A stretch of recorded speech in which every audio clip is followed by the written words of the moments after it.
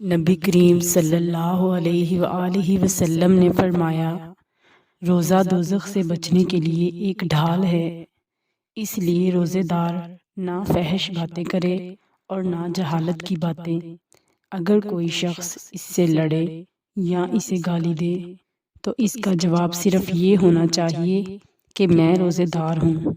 یہ الفاظ 2 مرتبہ کہہ دے۔ رسول پاک صلی اللہ علیہ وآلہ وسلم نے فرمایا، اس ذات کی قسم جس کے ہاتھ میں میری جان ہے، روزے دار کے منہ کی بو اللہ کے نزدیک کستوری کی خوشبو سے بھی زیادہ پسندیدہ اور پاکیزہ ہے۔ اللہ تعالیٰ فرماتا ہے، بندہ اپنا کھانا پینا میرے لیے چھوڑتا ہے، روزہ میرے لیے ہے اور میں ہی اس کا بدلہ دوں گا، اور دوسری نیکیوں کا ثواب بھی اصل نیکی کے 10 گنا ہوتا ہے۔